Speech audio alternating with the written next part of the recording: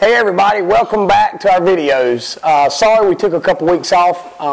Last week was just really hectic with slate racing, go-karts a little bit, and me having 2 races last weekend. With Memorial Day weekend, it was just really hectic, but we apologize, but we are back. So I guess what we'll do is we'll start with 2 weeks ago. It was a 100-lap draw race, and let's see, qualifying. We'll start with qualifying. We qualified, I think, about 10th, which of course is not really typical for us, but we want to be on every pole. I mean, that's a given, but on a 100-lap night is when you can try stuff and you can do different things, throw stuff at it, because 100-lap draw night, qualifying doesn't really matter other than getting the pole award and getting that extra $100. To me, it's worth it to go and try something and try to find something a little bit better that will pay off on a night when qualifying does matter. So we qualified bad, and we sent Doug Adams in to draw for us, and he drew 8th, which, you know, the rule of thumb at Bowman Gray, if you can draw in the top 10 on a 100-lap night, you're somewhat satisfied with it, because there's so many opportunities for it to be a lot worse than that. But anyway, pulled an 8. Well, Daniel Beeson, who doesn't have a lot of experience at Bowman Gray, you know, he's trying to get his feet wet in the modified division. He drew 2nd, and he opted to start at the rear of the field. So what that does is once they set the starting lineup, each row, if somebody falls out of that row, they move the entire row up. So we actually moved up and got to start 6th. So you know, I was pretty happy with that, and I knew we had a real good car. As the race got going, you know, it was just a standard Bowman Gray 100-lap night. It's a crapshoot which lane you go, inside or out. The outside line might be shorter, but it might not be the line that you think that you need to take at that time. So I went, you know, kind of started working my way through the field, and got up to, I think, 4th. It was the 77, 13, 51, and me. And the 13 beat the 77, and I was able to go with the 13 enough to beat the 51, which put me in 3rd. I got by the 77, and we had a green flag run, and I think about 25 laps there at the end of the race, and I think I was quite a bit faster than the 13.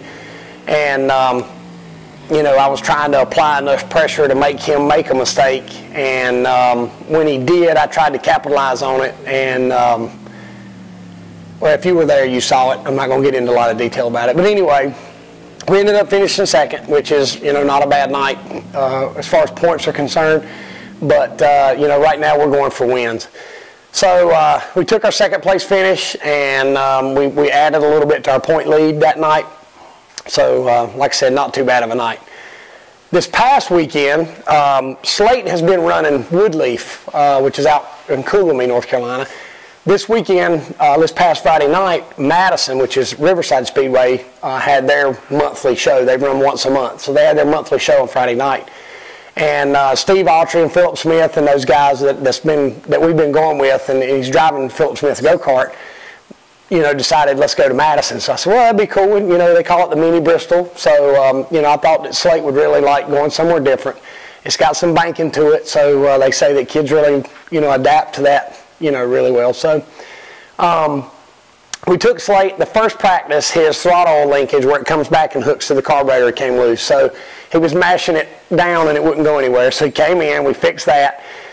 The kids, they only get one little practice with, you know, maybe 7 minutes of practice, and then they have a heat race, a little short heat race, and then they have a feature. Well, there wasn't but, I think, 3 or 4 carts in his division.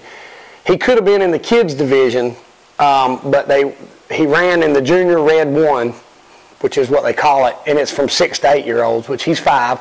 So we bumped him up. There was 3 or 4 carts in that division. Let's see, I'm trying to get all my details straightened out here. When he went out for the heat, they started him double file like you would a normal race. And there's one little girl down there who is pretty much kicking their butt every week, and she took off, and, you know, Slate followed in there, and he got to where he was holding it pretty close to wide open all the way around. And I find myself getting a little bit frustrated, but I still have to remind myself he's only 5 years old. So, you know, I want him to win. You know, the racer in me wants him to win.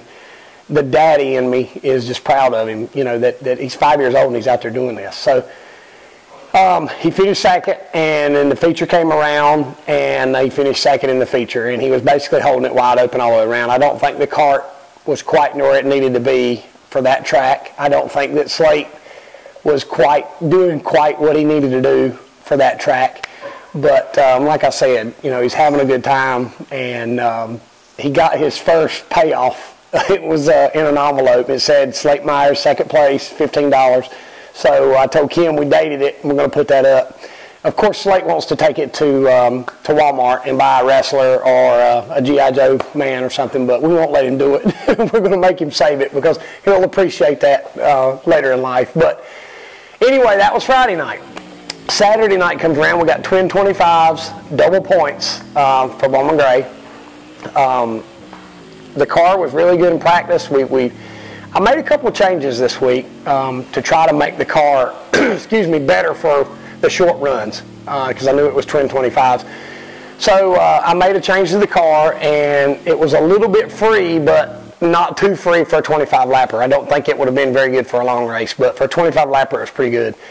So it was the annual 100 lapper for the sportsman cars, and they qualified right before us. So I had to take that into consideration, that the track was probably going to be a little bit greasy.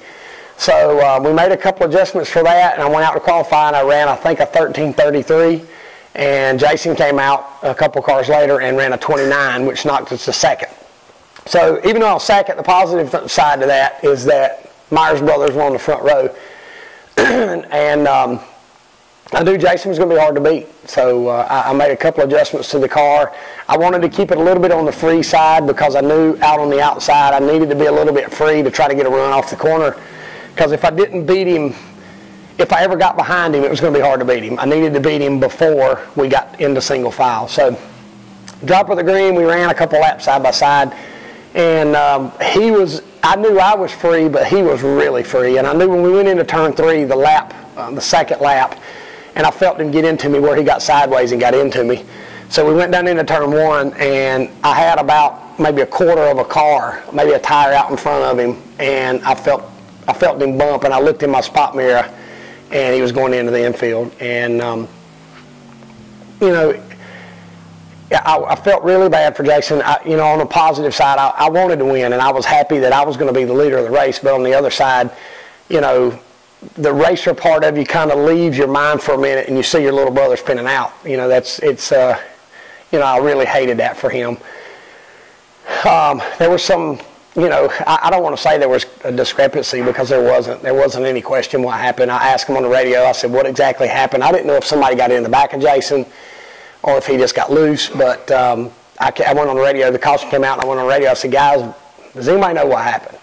And Jason's guys told my guys that Jason radioed in and said my car was just way too loose. I was going for it, and he spun it out. So after the race, I ended up winning the race, and I know that it's Bowman Gray is about the entertainment. And even though to us it's not about the entertainment, we still understand the entertainment value side of things. And a lot of times we question, the racer in us questions why did they do that, but the entertainment side of things, you say, well, they're trying to keep the stands full. So that being said, as I was getting ready to get out of the car in Victory Lane, I hear the announcer say, do we have a family feud brewing here? And I noticed that before the race was over, under caution, a lot of Jason's fans were showing some displeasure at me or towards me. And the part that I addressed in Victory Lane was that even though you're a Myers fan, and I know some people pull for me and Jason, but prefer maybe Jason over me or me over Jason. That's understandable. But if you're a Myers fan, and you're a Myers Racing, Myers Brothers fan, I know that things happen really fast. I know that it's just like one of my guys told me. He said, we didn't even know what happened. They're in the pits, and they're watching it. It happens so fast. It's live. There's no instant replay. There's no way to know exactly what happened. So I can understand, you know, some fans maybe not understanding exactly what took place. But I hope that I cleared everything up in Victory Lane, and I let everybody know that that Jason came on the radio and said it was his fault. At the end of the day, it was me and Jason racing as hard as we could for the lead.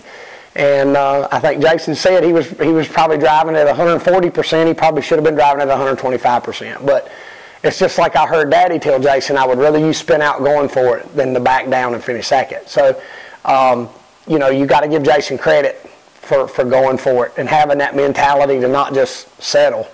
And whenever we decide in this garage that it's time to settle is when it's time to sell these race cars and get a boat. So that being said, Jason really took a bad hit in the points because he finished 17th.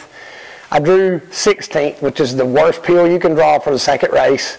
They draw 8, 10, 12, 14, and 16, and I pulled the 16. So Jason finished 17th, which means he started 17th. So he finished, I think, 16th or 17th and 16th Saturday night, which really put him back in the points. But that's a negative for Jason. But the negative for me in that is that now Jason's going to go out about 8th to qualify, which means the track's going to be a little bit better condition, and we're probably going to be trying to beat Jason for the pole for the rest of the year. So not that we weren't already, but going out later, is a little bit of advantage from going out early. So we were able to win Saturday night in the first 25 lapper. That's our third win of the year. So, not much to complain about right now. I hope this car will keep running like it is, and hopefully we can get a handful more wins before the year's out. And tell you about what happened on Sunday. We had a race, Coma Unwind tour race down in Jacksonville, North Carolina at Coastal Plains on Sunday. So as soon as the modified race was over with, we loaded up, we got out of there, apologized to the fans that came down that were hoping to maybe get an autograph or to see the car or whatever. I apologized, but we had to come home. We didn't leave here until about 2 o'clock in the morning because I had to change rear ends and reweigh the car out, because I'm down to one motor right now. So this is my tour motor in my stadium car. So I basically had to come home and get this car ready to run that race. I've got another car sitting here, but this is the only motor I have. So came home and got all that ready, took off down to Coastal Plains for Sunday's race. Qualified second. I knew in practice that we had a really good car. Basically, we're not sure exactly what happened or what took place or how it all came to be. I think that the final decision was correct, but how they came to the final decision was just a big cluster. And that's all I have to say about that, as Forrest Gump would say. I'm not going to go into any more detail about it because who knows what took place. But anyway, at the end of the day, we finished third. So a first Saturday night and a third on Sunday. Can't complain about that. Anyway, coming up this weekend, we have a Friday night race and a Saturday night race at Bowman Gray. The K&N cars are there this weekend. They will qualify on Friday night. Our 100-lapper, we have a 100-lap draw race Friday night and a 100-lap draw race Saturday night. So we have potential to win 2 races this weekend, and that's what we're going to try our best to do. So I want to take this time to thank the sponsors and thank the people that make everything happen. Citrus Safe Barbecue Grill Cleaner, Adams Towing and Recovery, Alan Willard and the guys at Speedway Auto Auction, John at Cleanup Supply, Mac Allen and the guys at Haviland Express, Pro System for the brakes, RE, the radio stuff. Anything I need for RE, Kevin Hughes and the guys are there to take care of me, to make sure that I've got what I need. Hank Thomas, Brown and Miller does all my plumbing stuff, my oil lines and fuel lines and stuff. We couldn't do it without these people. We really couldn't. And it's not just a sponsorship or a product endorsement. It's relationships that we have.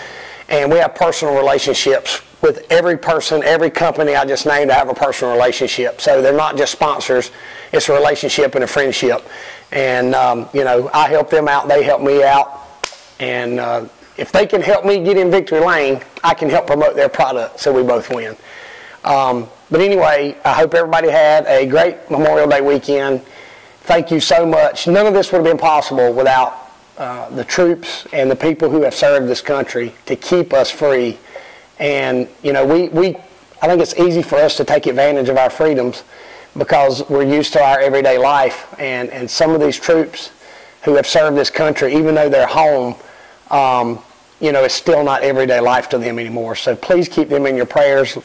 Any of them that are watching, please know that we're thinking about you and we're praying for you, and that we're here for you if you need us. But thanks to everybody that makes all this happen. Click, share, do the stuff that you do on Facebook to help promote this video so that we can help promote the people who make it happen. On a side note, our website is now fully functional. Thank you, Stephen. If you want to go on and get shirts and hats and miscellaneous Burt Myers merchandise. On another side note, the new Myers Brothers Racing t-shirt will be available this weekend at Bowman Gray. So we've put a lot of hard work and a lot of time into making sure that this shirt was exactly what we wanted. It's been several years now since we had a Myers Brothers shirt, so we wanted this one to be the new hotness. So anyway, is that what they say now? I don't. My kids can help me out. My kids will probably be laughing at me. But anyway, thanks to everybody that makes this happen. Share my videos and come out and see us Friday night, 100 lapper, Saturday night, 100 lapper. Hopefully we're going to win them both. Thanks for watching and God bless you.